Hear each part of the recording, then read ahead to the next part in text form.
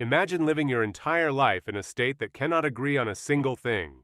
Not politics, not food, not culture, not identity. A state that is essentially two completely different worlds, forced to share a border and a name, where the East looks down on the West, and the West has never once cared what the East thinks about anything. Now imagine that every tension, every class grievance, every cultural difference, every chip on every shoulder built up over generations gets poured into a hockey rink twice a year. That is not a rivalry. That is a pressure cooker with no release valve. That is Pennsylvania hockey. There are rivalries in the NHL that are intense. There are rivalries that are old. There are rivalries that are famous, and rivalries that are bitter, and rivalries that have produced iconic moments. The Battle of Pennsylvania is something different from all of those. It is the only rivalry in the league that feels genuinely personal to everyone involved, not just the players and coaches, but the fans in the stands, the people watching at home, the families sitting across from each other at Thanksgiving who have been on opposite sides of this thing their entire lives. It is the kind of rivalry that does not need context, because the context is already in the air the moment these two teams are in the same building. The Philadelphia Flyers and the Pittsburgh Penguins have existed since 1967, when both franchises entered the NHL as expansion teams in the same league realignment. From day one, they shared a division, shared a conference, and shared a state. What they never shared was anything else. If you are new here, this channel exists for one reason: to tell you the stories about hockey that nobody else is bothering to tell. The scandals that got buried, the franchises that collapsed in slow motion while the league looked the other way. The moments that changed the sport forever and never got the coverage they deserved.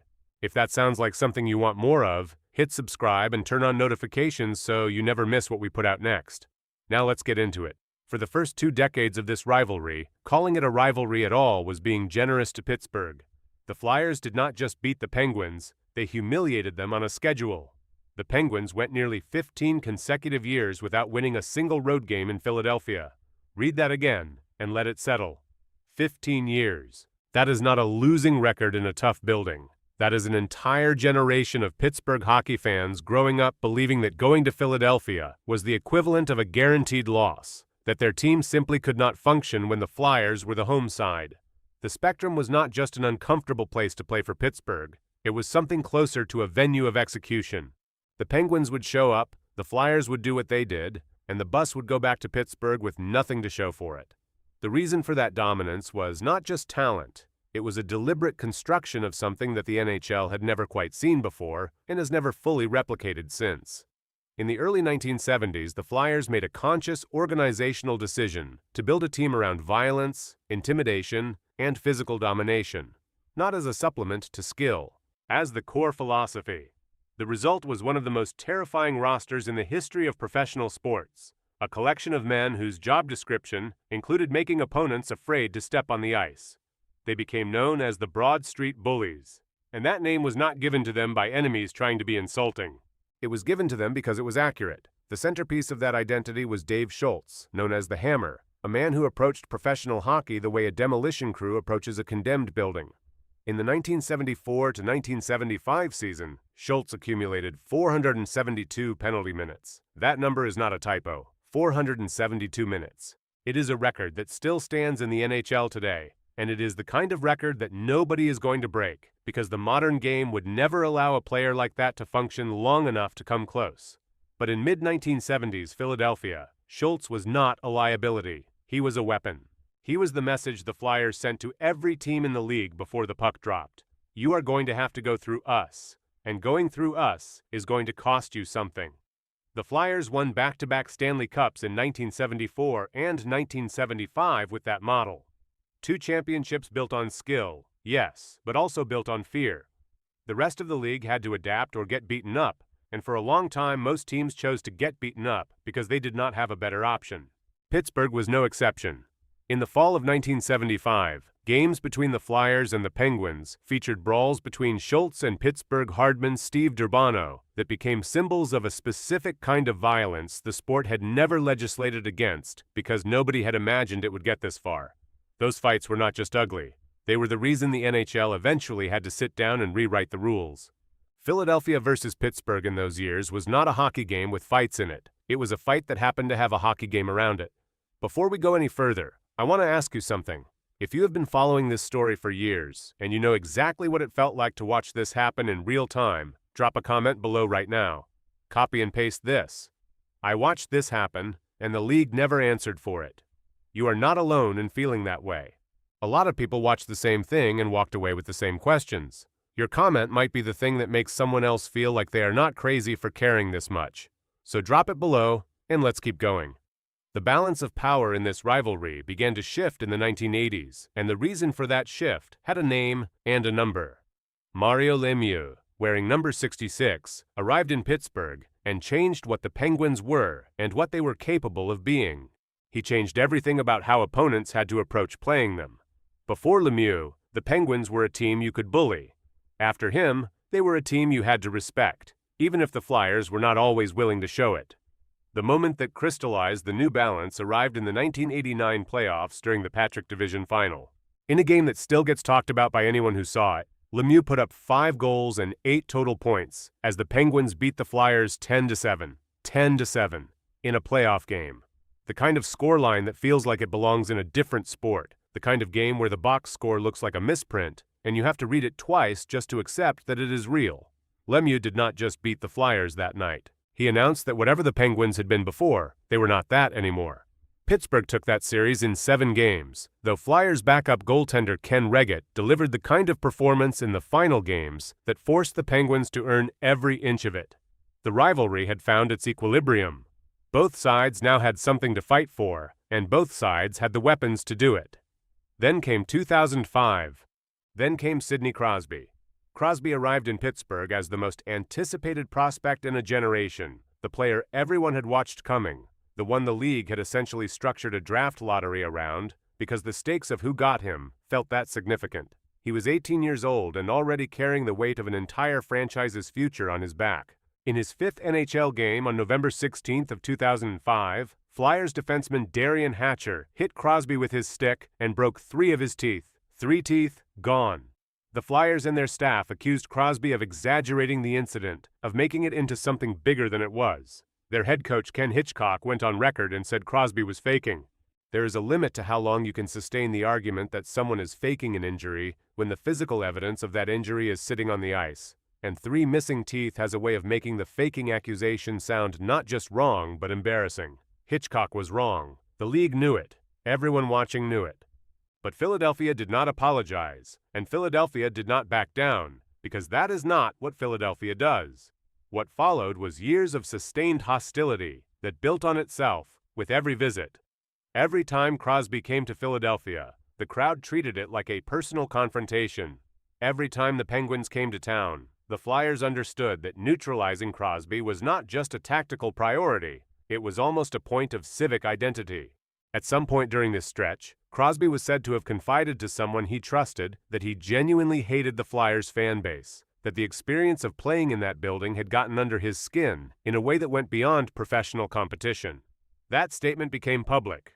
When it did not cool anything down. It poured fuel on a fire that was already burning at a temperature most rivalries never reach. Crosby hated them, and they loved that he hated them, and the whole thing fed itself. The apex of what this rivalry could produce, the moment when everything it had been building toward since 1967 finally found its most concentrated expression, came in the first round of the 2012 Eastern Conference playoffs. What happened in that series was not hockey with rough edges. It was a 6-game demolition of the idea that playoff hockey operates within the same norms as the regular season. The two teams combined for 56 goals across 6 games. They combined for 312 penalty minutes. In Game 3, a game the Flyers won by a score of 8-4, a single game accumulated 158 penalty minutes on its own. One game. 158 minutes in the box. Claude Giroux and Sidney Crosby, the two best players on their respective teams, the two players who were supposed to be deciding the series with their skill, dropped the gloves and fought each other. Think about that for a moment. The two stars of the series, the two players everyone came to watch play hockey, decided that what the moment called for was throwing punches at each other on the ice. That is what this rivalry does to people. It does not matter who you are or what your role is supposed to be. It pulls you into its gravity. The league responded to what it witnessed with suspensions and fines. Aaron Asham received 4 games. James Neal received 1 game. Craig Adams received 1 game. Penguins head coach Dan Bylsma was fined $10,000. The league made its displeasure known through official channels, and the rivalry accepted that displeasure and kept going. Game 4 of that series set the NHL record for most goals scored in the first 4 games of a playoff series. The Flyers won in 6, the Penguins went home, and Pennsylvania went back to hating each other from opposite ends of the state. The geography has always been part of this. Philadelphia sits in the east, a dense and historically significant city with a working-class identity that takes enormous pride in its own toughness, its own grit, its reputation for being the kind of place that does not coddle you and does not apologize for it. Pittsburgh sits in the west, built on steel, built on industrial labor, with a culture of its own that is equally proud and equally resistant to being told what it is supposed to be. These are not two versions of the same city.